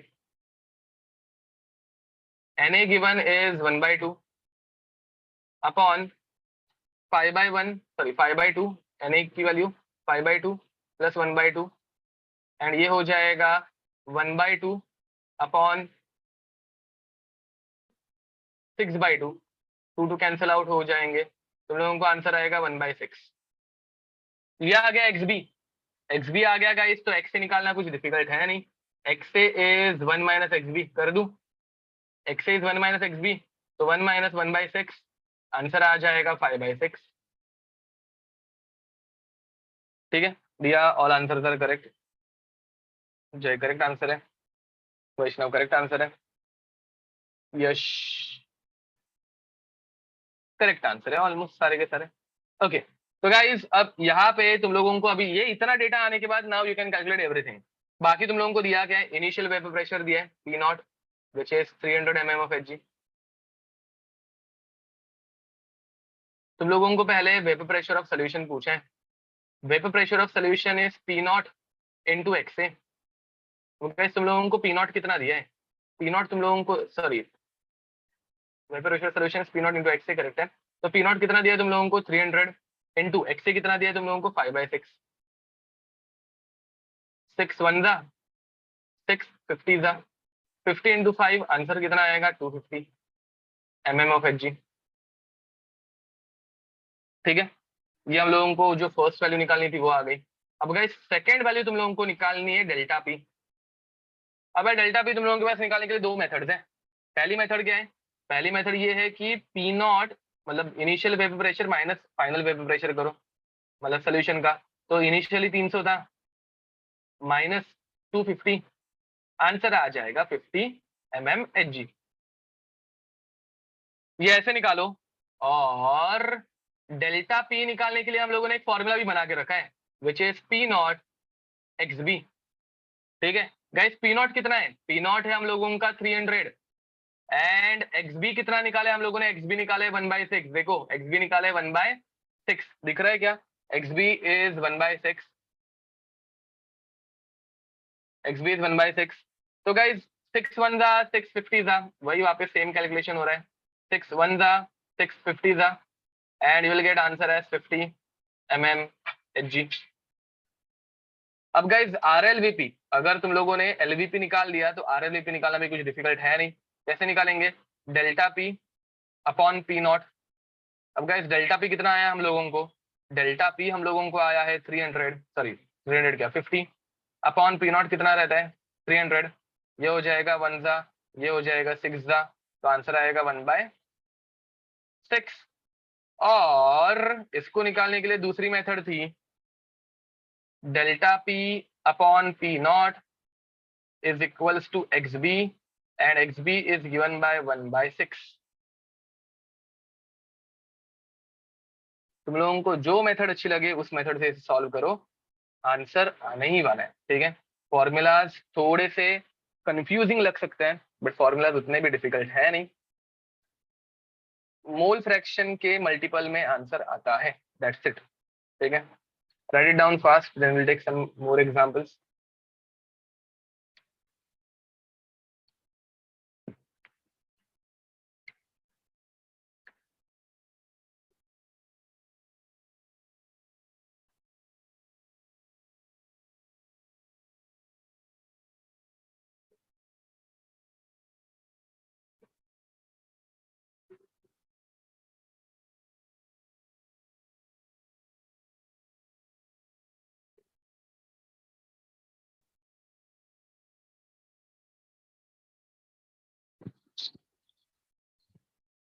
हाँ actually n B upon N A से इसका आंसर 1/5 आएगा, आई नो, बिकॉज हम लोगों ने एक छोटा सा अजम्पशन किया है वहां पे।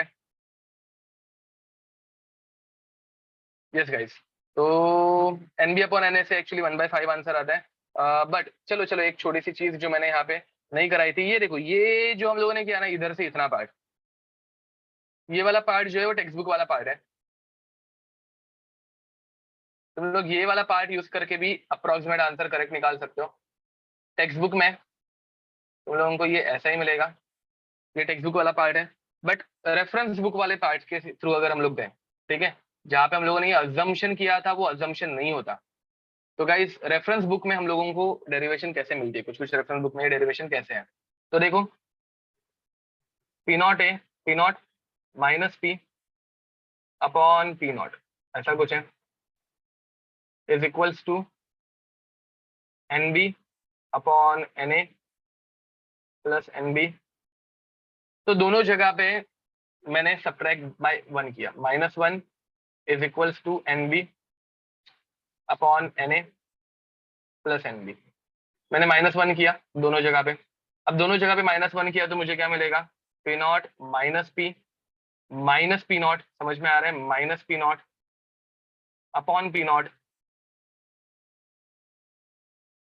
Is equals to N B minus N A minus N B, यहाँ पे N A upon N B, N A plus N B मैंने उस तरफ मल्टीप्लाई कर दिया, upon N A plus N B. अब यहाँ पे कैंसिलेशन क्या होगा गाइस, ये पी नॉट और ये पी नॉट, एन बी और एन बी कैंसिल आउट हो गए।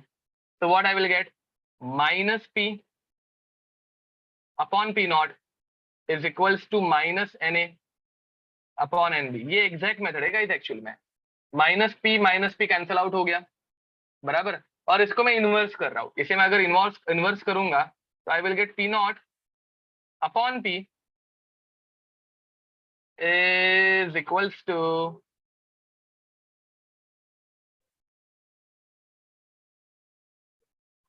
NB upon NA।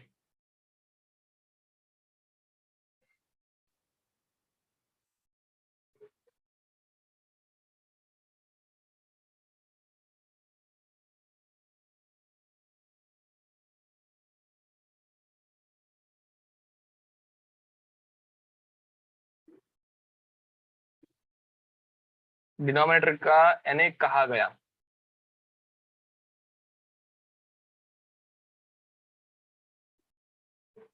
ये मैंने पूरा इन्वर्स कर दिया गाइस। हाँ वही मैं सोचू, नहीं रुको रुको रुको रुको, ये लिखा तुम लोगों ने, एक एक एक बिगिनिंग में ही मिस्टेक हो गई थी डेरिवेशन में। NB upon NA plus NB, इसको बिगिनिंग में अपने को इन्वर्स करना है, मतलब इन्वर्स करके ये डेरिवेशन है। तो P naught upon P naught minus P, मतलब इसको इन्वर्स करो बिगिनिंग में, P naught minus P -1 which is equals to N A plus N B upon NB -1। इसको इनवर्स करके -1 कर रहे हैं। अब जब हम लोग क्रॉस मल्टीप्लाई करेंगे तो P naught minus P not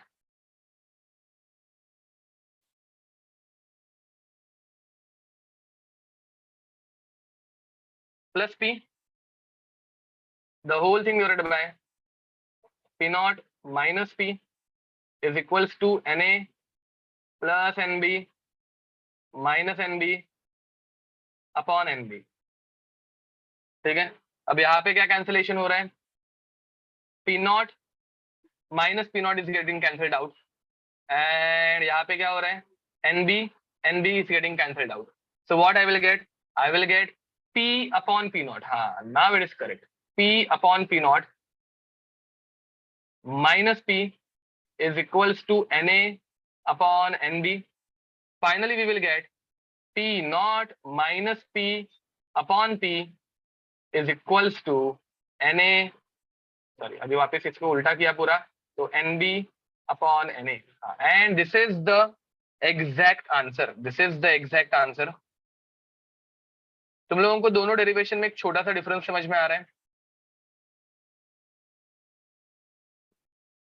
ठीक है, तो ये जो है ये अप्रॉक्स मेथड है, ये जो है वो अप्रॉक्स मेथड है।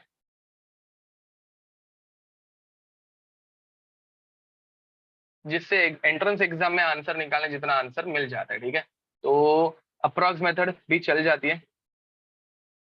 सेम रिजल्ट नहीं है, यहाँ पे नीचे P नॉट था और यहाँ पे P है। This is the small difference guys. ठीक है, this is the small difference. तो जो मुझे जिसने वही आंसर क्वेश्चन किया था कि सर NB अपॉन Na से सॉल्व करके देखो, तो NB अपॉन Na से तुम लोगों को एक्चुअल में ये वाला आंसर मिलता है। ठीक है, NB अपॉन Na से तुम लोगों को ये वाला आंसर मिलता है, तो वो मैच होगा नहीं। ये अप्रॉक्स मेथड से हम लोगों ने ये आंसर निकाला था RLVP का। मतलब देखो, जो डाउट था मैं बताता हूँ। किसी ने तो मुझे बोला था कि सर RLVP के लिए, मतलब relative lowering of vapour pressure के लिए, delta P upon P not, इसके लिए हम लोगों ने एक और एक फॉर्मूला डिराइव किया था, which is NB upon Na। ये अप्लाई करके दिखाओ, किसी ने तो मुझे मैसेज किया था। तो क्या जिससे अगर हम लोग आंसर निकालने के जाएंगे तो ये 1/2 upon 5/2, 2 will get cancelled out and ratio आता है 1/5। तो ये वाला आंसर इसके साथ मैच नहीं होता, बिकॉज ये delta P upon P not का रेशियो है ही नहीं। हम लोगों ने वो अप्रॉक्स किया है एंड एक्चुअल में ये वाला रेशियो रहता है डेल्टा P अपॉन P का। डेल्टा P कितना है गाइस? 50 अपॉन P कितना है? 250। आंसर आएगा 1/5। तो ये एक्चुअल में NB अपॉन Na रहता है। ठीक है, ये चाहिए तो यहाँ पे ऐड करके रखना। ये एक छोटा सा डिफरेंस है जो कि टेक्स्ट बुक वाले मेथड से अपने को आंसर में थोड़ा सा फ्रैक्शन ऑफ पॉइंट्स का डिफरेंस आता है, बट डजंट मैटर। ठीक है, ओके। तो चलो गाइस, एक क्वेश्चन दूं मैं। Question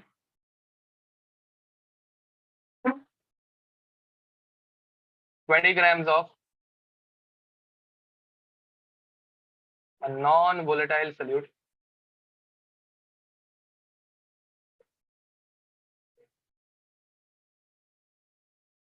is added to just a minute, 156 grams of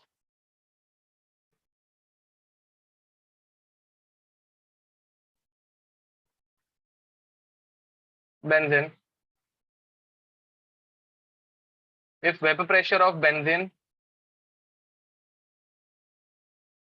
is 200 mm of Hg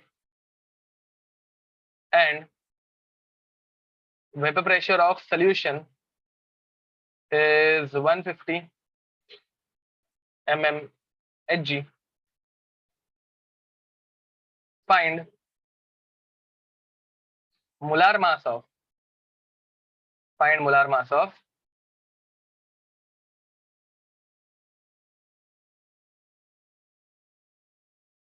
non-volatile solute. हाँ, vapour pressure of solution is already given. ठीक है, तो गाइस पहले यहाँ पे डेटा देखो। इस क्वेश्चन, इस चैप्टर के है ना, क्वेश्चंस डिफिकल्ट लगता है बिकॉज डेटा बहुत ज्यादा रहता है, बहुत ज्यादा। ठीक है, एंड हाँ, इसमें बहुत सारे शॉर्टकट्स है। बट अभी पढ़ाते वक्त मैं तुम लोगों को बहुत सारे शॉर्टकट्स सारे के सारे मतलब सारे के सारे इस चैप्टर में बता भी नहीं पाऊंगा शायद से, ठीक है। हम लोग जब पर्सनली मिलेंगे तो तुम लोगों को मैं इसके बहुत सारे शॉर्टकट्स भी पढ़ाऊंगा, डोंट वरी। तो गाइस तुम लोगों को पहली बात वेट ऑफ सल्यूट दिया है, डब्ल्यू बी कितना दिया है, 20 ग्राम्स। तुम लोगों को मोलार मास ऑफ सल्यूट पूछा है, बराबर। गाइस तुम लोगों को वेट ऑफ सॉल्वेंट मतलब बेंजीन वो दिया है विच इज 156 ग्राम्स। तुम लोगों को मोलार मास ऑफ बेंजीन बताया ही नहीं है, बट बेंजीन का मोलार मास तुम लोग निकाल सकते हो, जो कि आता है 78 ग्राम पर मोल। C6H6 श्रेय करेक्ट आंसर है। तो C6H6 तुम लोगों को निकालने में इतना कुछ टाइम नहीं लगेगा। अब गाइस तुम लोगों को vapour pressure of pure benzene देके रखा है, and vapour pressure of pure benzene कितना दिया है, 200 mm Hg। तुम लोगों को वेपर प्रेशर ऑफ सोल्यूशन देके रखा है विच इज 150 mm Hg। अब गाइस ऊपर ही मेरे पास एक फॉर्मूला है, एग्जैक्ट आंसर निकाल रहा हूं मैं, तो delta P upon P use कर रहा हूं। देखो डेल्टा पी अपॉन पी हम लोगों ने जो एग्जैक्ट आंसर निकाला ना वो, ठीक है। Delta P upon P is equals to N B upon N A, बराबर। साने का में करेक्ट आंसर है, धनंजय हीरे करेक्ट आंसर है। तो गाइस यहाँ पे हम लोग क्या करेंगे, डेल्टा पी कितना, हाँ चलो और एक बार इसको थोड़ा सा और अच्छे से लिखते हैं। तो delta P upon P will become mass of solute upon molar mass of solute into mass of A molar mass of A, ठीक है। तो गाइस डेल्टा पी कितना दिया हम लोगों को, change in vapour pressure which is 50 upon original vapor pressure, sorry original नहीं, change vapor pressure of solution which is 150। चलो बहुत लोगों के आंसर आने लग गए। जय करेक्ट आंसर है, महेश करेक्ट आंसर है, नील करेक्ट आंसर है। ओके अब guys which is equals to W B कितना दिया हम लोगों को, डब्ल्यू बी दिया है 20 into molar mass of A. Guys molar mass of A कितना है, 78 अपॉन एम बी कितना दिया है वही तो हम लोगों को पूछा है, multiplied by molar mass of A which is 156। Guys देखो 78 वन जा 78 टू जा, ये 1 ये 10, ये गया ये गया, 5 वन जा 5 थर्टी जा, 5 वन जा 5 थर्टी जा। तो मोलार मास ऑफ बी जो आएगा वो तुम लोगों को आएगा 30 ग्राम पर मोल। अगर किसी ने इसका आंसर 40 ग्राम पर मोल निकाला है तो आपका भी आंसर करेक्ट है, चलेगा, ठीक है। आपने फर्स्ट फॉर्मूला जो उन्होंने डिराइव किया था अप्रॉक्स फॉर्मूला यूज किया है, नथिंग एल्स, ठीक है। हाँ वैसे भी कर सकते हैं, अदरवाइज वैसे भी आंसर आ जाएगा आपका, चलेगा, but that is the lengthier method. ये डायरेक्ट आंसर आ रहा है, ठीक है। तो गाइज याद रखो इस अभी आज के लेक्चर में उन्होंने जो कुछ भी डिराइव किया है सब कुछ उसकी अच्छे से प्रैक्टिस करना, ठीक है। I am stopping over here because lecture मुझे लग रहा है कि थोड़ा सा हेवी हो रहा है सबके लिए, ठीक है। तो अच्छे से रिवाइज करके आना नेक्स्ट लेक्चर में, ठीक है। हाँ डिफरेंस बहुत ज्यादा है 30 एंड 40 का, आई नो, बट ये क्वेश्चन मैंने बनाया हुआ है, एग्जाम में तुम लोगों को ये इतने बड़ी वैल्यूज नहीं आएंगी, ठीक है, डोंट वरी। एग्जाम में तुम लोगों को इतनी बड़ी वैल्यूज नहीं आएंगी। और एक क्वेश्चन करना है सबको, चलेगा।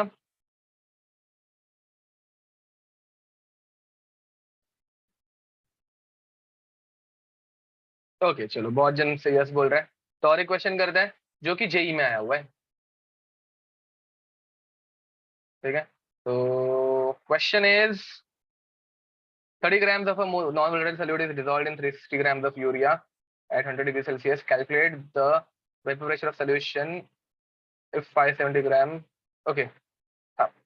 तो guys question same to same type का है, question same to same type का है।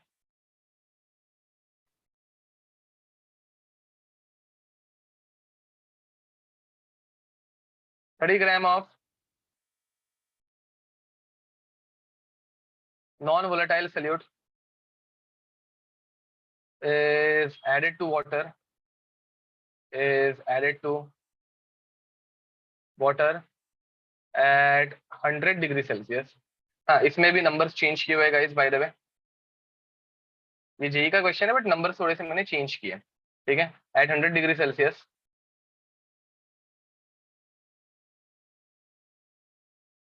Vapour pressure of solution becomes 570 mm of Hg. Find molar mass of solute. Correct बोल रहे हो अद्वैत? अब गाइस यहाँ पे तुम लोगों को इनिशियल वेपर प्रेशर पहले से पता रहना चाहिए।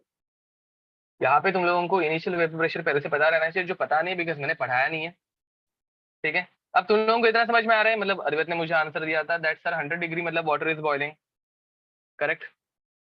ओवर हियर 100 इज मतलब 100 डिग्री सेल्सियस मतलब water is boiling. Boiling point की डेफिनेशन क्या होती है? हाँ करेक्ट बोल रहे हो अद्वैत। अच्छा ये मैंने पहले कभी पढ़ाया है क्या?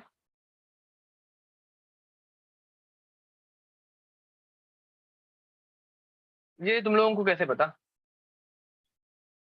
हाँ हाँ हाँ ओके, सब जन को पता है, बहुत लोगों को पता है मतलब, बट ये पता कैसे है? बॉइलिंग पॉइंट, टेम्परेचर एट विच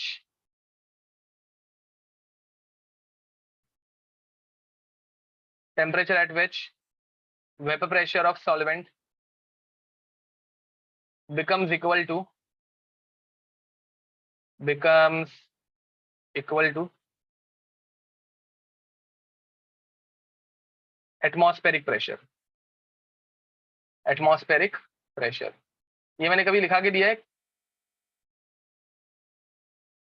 अच्छा फिजिक्स में पढ़ा होगा, ओके हो सकता है शायद से। तो गाइज बॉइलिंग पॉइंट वो टेम्परेचर रहता है जहां पे vapour pressure of solvent becomes equal to atmospheric pressure. मतलब तुम लोगों को पी नॉट दिया नहीं है बट तुम लोगों को ये समझ में आना चाहिए कि बॉइलिंग हो रही है, तो बॉइलिंग पे ये होता है 1 एटमॉस्फेयर। एंड डोंट वरी ये बहुत कॉमन चीज है, हम लोग इसमें एलिवेशन इन बॉइलिंग पॉइंट पढ़ते हैं, तब ये पढ़ाया जाता है, मतलब ये तुम लोगों को पता रहता है बट अभी तुम लोगों को पता नहीं है, तो इसलिए तुम लोगों को ये क्वेश्चन वैसे देखा जाए तो डिफिकल्ट लग सकता है। तो ये हो गया 760 mm of H G. P दिया है, पी कितना दिया है? 570 mm ऑफ एच जी। तुम लोगों को गाइस मास ऑफ बी दिया है 30 ग्राम्स। तुम लोगों को molar mass of B find out करने बोला है। मास ऑफ ए कितना दिया है रुको, मास ऑफ ए भी नहीं दिया है मैंने, कुछ तो मिस्टेक है। हाँ, is added to 360 grams of water. हाँ वही मैं सोचूं, मास ऑफ ए नहीं देंगे तो ये हम लोग निकाल नहीं सकते। Is added to 360 grams of water, ठीक है, is added to 360 grams of water.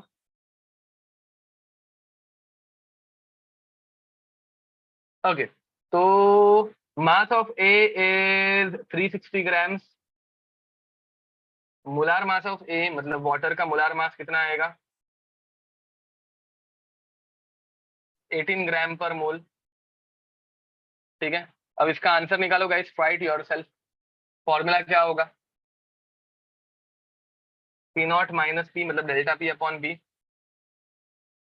Delta P upon P is equals to W B upon M B into W A upon M A, ठीक है। ओके चलो बहुत लोगों के answer आ गए, nice. तो गाइस डेल्टा पी कितना आ रहा है? डेल्टा पी यहाँ पे मैं आगे लिख दूं, delta P is 190 upon P कितना है 570 is equals to W B. W B कितना दिया है तुम लोगों को? 30 into molar mass of A कितना है? 18 अपॉन एम बी हम लोगों को निकालना है, एंड इंटू नीचे आएगा 360। 18 वन जा 18 20 जा, जीरो और जीरो कैंसिल आउट हो गए, 19 वन जा 19 थ्री जा, तो एम बी हो जाएगा। यहाँ पे मैंने कुछ वैल्यूज चेंज किए ऑब्वियसली, 3 यहाँ पे ऊपर मल्टीप्लाई होगा तो 3 इंटू 3 अपॉन 2 मतलब 9 upon 2 which will become 4.5 gram per mole. This is your answer, ठीक है। 9/2। यहाँ पे गाइस मैंने वैल्यूज चेंज किए, again I have change some values, ठीक है। बाय अनदर फॉर्मूला, दूसरे फॉर्मूला से तुम लोगों का आंसर आएगा 6, दूसरे फॉर्मूला से तुम लोगों का आंसर आएगा 6, ठीक है। एंड इस फॉर्मूला से आंसर आएगा 4.5। एंड अगेन मैं मतलब ये क्वेश्चन भी मैंने चेंज किया है। अरे दूसरे फॉर्मूला से अगर हम लोग करने गए तो नीचे तुम लोगों को सिर्फ delta P upon P not आएगा, मतलब जो टेक्सचुअल फॉर्मूला है उससे तुम लोगों को delta P upon P naught is equals to W B into M A upon M B into W A, ये फॉर्मूला अप्लाई करना है। डेल्टा पी अभी भी 190 रहने वाला है, अपॉन नीचे आएगा 760, बस इतना ही चेंज होने वाला है। W B 30 into 18 upon M B into 360। Okay, P is equals to P naught into x A, वो लेके क्या होगा, मोल फ्रैक्शन आएगा। मोल फ्रैक्शन आके फिर बाद में आगे लेंदी होगा, बहुत लेंदी हो जाएगा। पार्थ आपके मेथड से बहुत लेंदी हो जाएगा। Which one to use in JEE, तुम लोग जे भी यूज कर सकते हो guys, and delta P upon P naught भी यूज कर सकते हो। तुम लोग पीवाई क्यू सॉल्व करके देखो, दोनों का आंसर एमसीक्यूज में सेम आएगा। इंटीजर टाइप में rounded off to nearest integer आता है, तो उसमें भी तुम लोग राउंड ऑफ करने के बाद आंसर सेम आएगा, ठीक है। वो ऐसा कोई भी क्वेश्चन नहीं पूछ सकते हैं जिसके दो अलग अलग आंसर आ रहे हैं दो अलग अलग फॉर्मूला से। टेक्स्ट बुक में अगर दिया है, एनसीईआरटी में अगर मेथड दी है, तो उससे भी आंसर सेम आना चाहिए, ठीक है। ओके, तो गाइस विल स्टॉप हो, ठीक है। Till then see you next time, bye bye and God bless you.